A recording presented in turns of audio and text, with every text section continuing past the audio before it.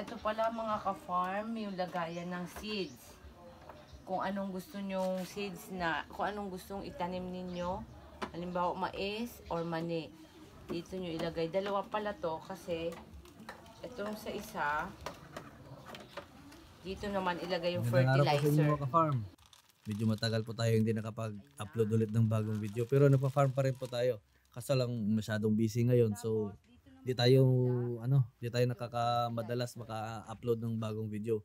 Bali, itong video pala na to ngayon mga ka-farm. Kahit hindi tayo nag-upload, marami pa rin pong nagtatanong doon sa lumang video natin about dito sa corn seeder na to. Ayan. Kung saan daw namin nabibili. So, hindi kami nakakapagbigay ng reply kasi nga busy. Ngayon po, inulit po namin yung video. Pero dito na video is halo na po. Bali from start hanggang sa pagtanim at saka yung harvest. Para makikita nyo po kung ano yung resulta ng corn seeder na gamit namin. Bali ito po yung corn seeder na gamit namin is nabili namin ng 8,000. Siguro mga nasa 4 years ago pa yon. So medyo may kamahalan din. 4,000 medyo mabigat siya kung ang area mo nasa 1 hectare to 2 hectares. Pero sulit naman. Pero mas mahal nga siya kasi sa time na yun parang bago pa lang to. So ngayon po marami na pong nagbebenta ng ganito. So may i-recommend ako na may ma-recommend kami na link. Tingnan nyo na lang po dito sa sa description na link. Doon nyo po bilhin kasi yung presyo niya parang sobra kalahati na sa pagbili namin na 8,000. Siguro ngayon nasa 3,000 na lang to. O 3,000, mga 3,000 plus, mga ganun na lang. So tingnan niyo yung video kung ano yung resulta na naibigay niya sa amin yung nabili namin to at saka nagamit namin. Bali dito mga ka-farm, ibibigay namin doon sa baba yung link. Bali doon na lang ninyo tingnan kung gusto niyo pa rin ba bumili. Pero i-share namin yung link na sa baba lang. I-check nyo na lang at saka tingnan nyo na lang yung resulta. Kung ano yung resulta ng video na to. Kung ang resulta ng corn seeder na to is okay, i-click nyo lang yung link sa baba po mga ka-farm. Salamat po mga ka-farm. Tusok. Kain. Tusok.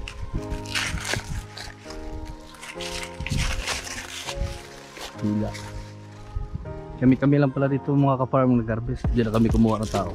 Siguro pag may magsabi na magtulong, magtulong siya. Pero yung hindi na kami tumawag ng ibang tao pa. Kung sino lang gusto, yun lang. Maliit lang naman to eh. Ito yung mga bunga niya.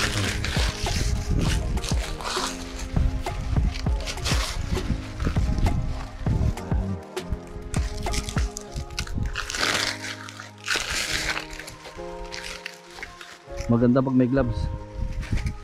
Iwas sa kamay. Ito na di pa masakit pero pag tagala na sakit na yan.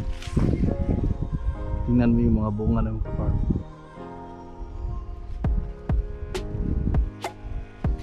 Panalo na.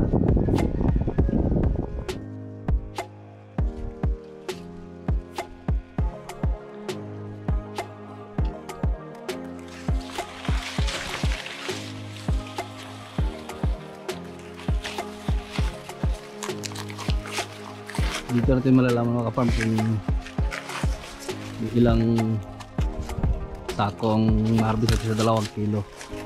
2 kilong seeds. Ito lang, tapon lang doon sa ipunin lang doon sa isang side. Tapos mamaya pag matapos na lagay na sa sako.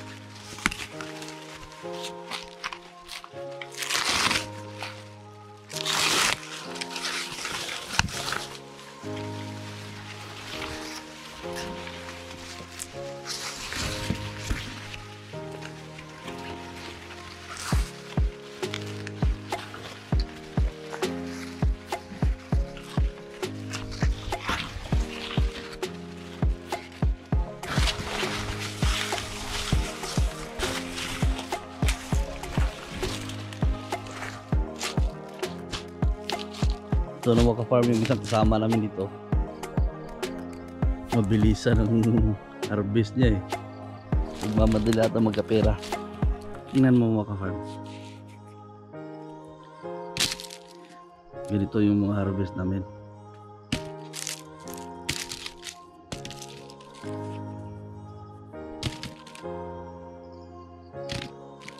Ito.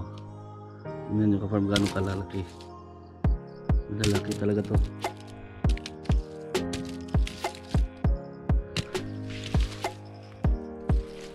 Sobrang mabilisan tong harvest niya dito.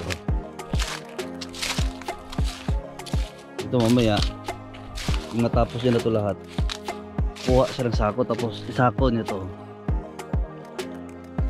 Tapos lagay lang sako dito nakatayo. Tapos kukunin na. Yun yung mais namin mga ka-farm. Gaano kalaki.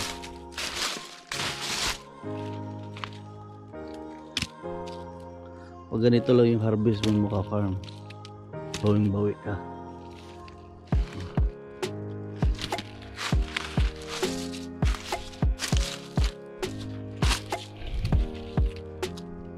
Mga ka-farm, laki diba? Tingnan natin kung ilang sako aabutin ng 2 kilong binhi na to.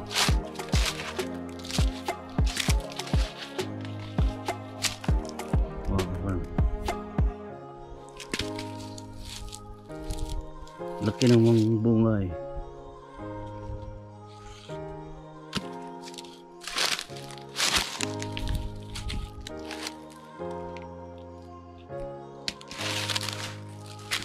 Kabilaan doon.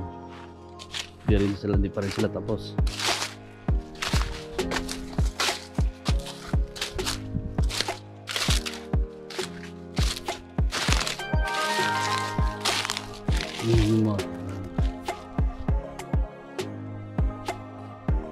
Bah.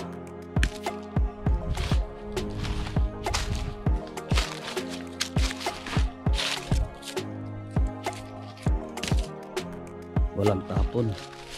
Panalo lahat mga ka-farm.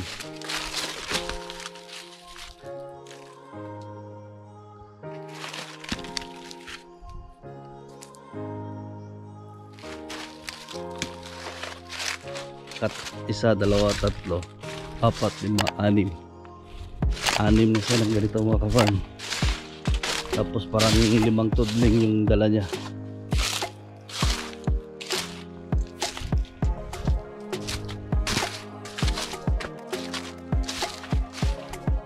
Ito yung iba. Tingnan natin yung ibang side yung malaki rin.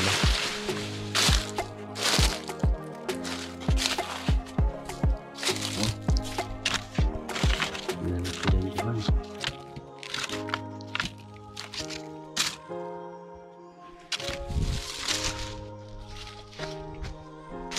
Yung dito sa kilid. Tingnan natin.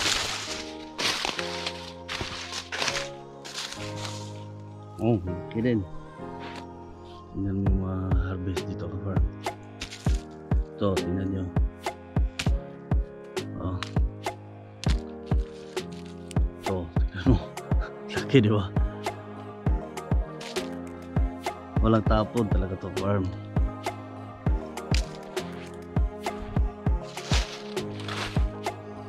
Good morning mga ka-farm. Hindi pala kami natapos kahapon. So ito na. Ang nagawa namin ngapon is sacking na. Pero di pa namin nakuha. Pangalawang araw ngayon.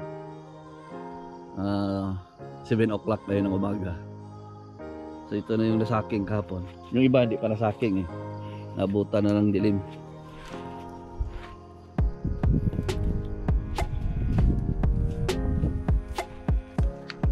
Pero tapos na harvest to lahat. Yung hindi na lang nasacking yung iba. So umulan pa. Yeah. Talaga natapos. Bandang hapon umulan. 1, 2, 4.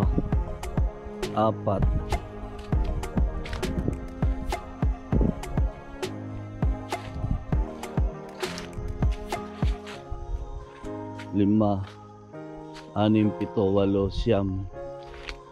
10, 11. 11 sako dito. Doon sa kabila meron pa. Mulan kasi kaya di na tuloy-tuloy yung mga bunga ng ka-farm mo.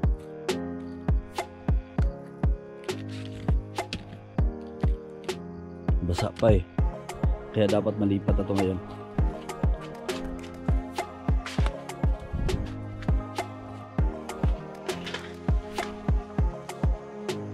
Ito nga, natahi nito eh.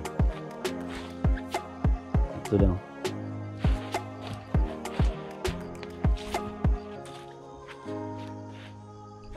Isa, 2, 3, 4, 5, 6, 7, 8, 9, 10.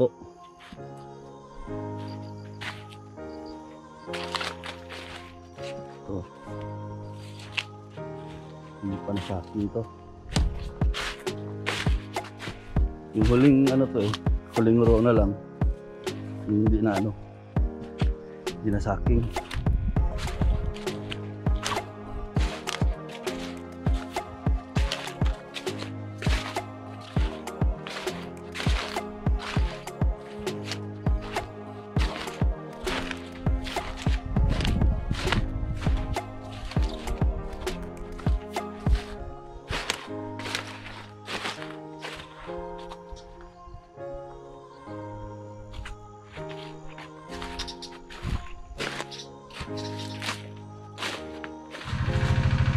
Pas ng ulan mga ka-farm. Dala yung driver natin. Puro na namin yung mga bike doon sa likod. Pas ng ulan, ito. Ngayon mga alas 2 na ng hapon.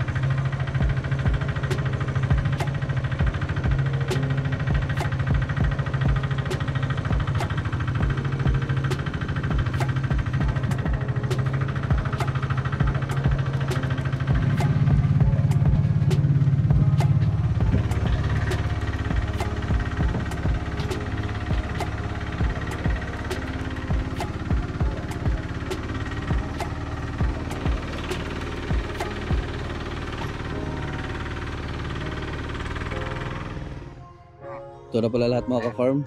Bali 60 sako na ganitong sako, 60 sa lahat. Bali mga ano, tinawagan na namin yung sa dryer. Kunin doon nila ngayon mga 1 o'clock ng hapon. So sila na bahala doon lahat, pati scaling, labor. Sila din kasing buyer eh. Kaya comment nyo na lang sa baba mga ka-farm kung ilan ang kita namin dito.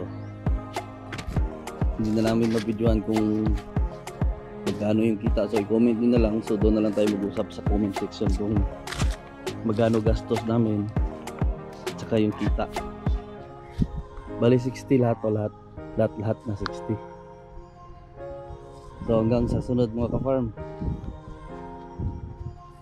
Thank you.